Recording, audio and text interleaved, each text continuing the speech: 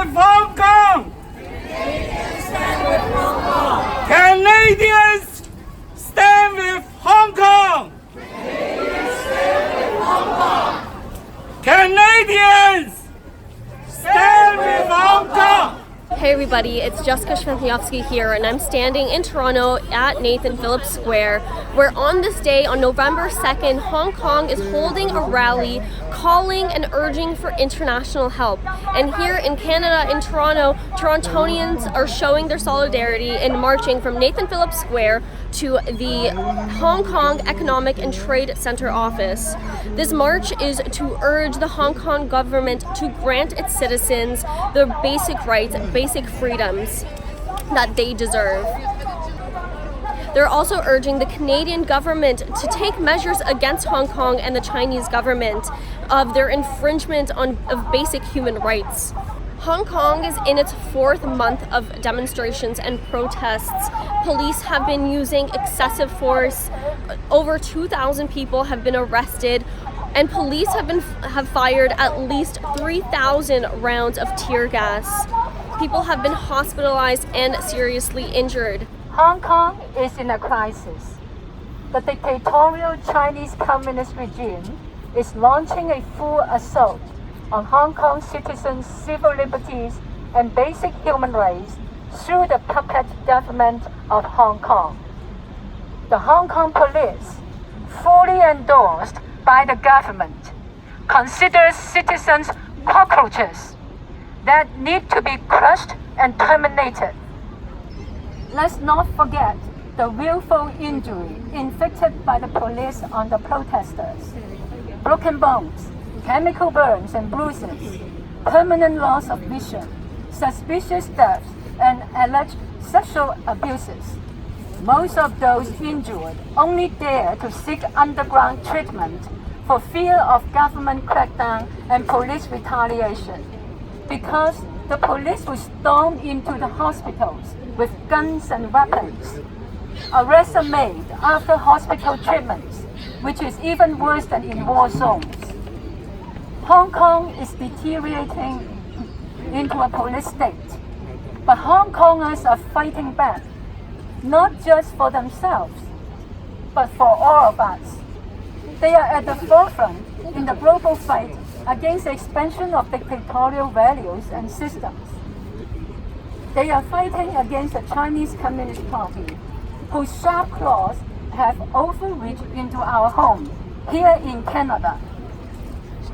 The CCP infiltrates into our schools, using Mandarin classes to show Chinese propaganda movie to brainwash our grade 10, 11, and 12 students, as in Stephen London Secondary School of Richmond in BC. The CCP detains our people, such as the two Michaels, because we abide by the rule of law. The CCP holds our politicians behind closed doors, using the excuse of promoting understanding and bridge building. The CCP lobbies our elected officials, hoping they will backtrack on their election promises of curbing dirty money that floods our housing and destroys our community.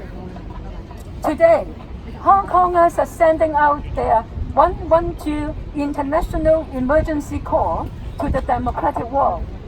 If we don't act fast and allowing the CCP to infiltrate into Canada, influence our politicians, and undermine our democracy, we will be the next, and Hong Kong will be our crystal ball.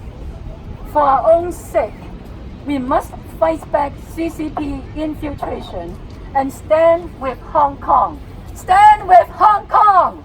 Stand with Hong Kong! Canadians, fight back! Canadians, fight back! At this point, there's been millions of Hong Kongers out protesting, rallying, pro-democracy rallies. Like I said, this has been 4 months of this. Canada is joining suit here in Toronto. There have been protesters and events happening showing their solidarity. Like every other colonial power, China is enforcing its authority on its subjects through violence, through tear gas, clubs, bullets, torture, sexual assault. recently, a protester was filmed speaking to a reporter, and he was recorded saying, "Do you see the students around here? When 2047 comes, they will all be slaves. We will all be slaves. If we don't fight right now, we won't have another chance." The young people of Hong Kong are fighting not only for their freedom, but for their very own survival. To them, freedom is survival. And freedom does not come cheap. And the people of Hong Kong are paying for it with their blood. But still, they fight, because freedom is worth fighting for. And as Canadians, as members of the free world, we must fight with them. Their fight is our fight. The tendrils of the CCP extend across the oceans that divide us, and they have already infiltrated the borders of this great country. 2 Canadians have been arbitrarily detained in Chinese facilities for almost 11 months now. Michael Kovrig and Michael Spivor, we stand with you. We urge the Canadian government to take more active measures to free these 2 men. And we urge them to support Hong Kong's fight for democracy. In the US, the House of Representatives has unanimously passed the Hong Kong Human Rights and Democracy Act, which allows the President to sanction individuals involved in the suppression of basic freedoms in Hong Kong and China. Canada needs to follow with a similar initiative of their own.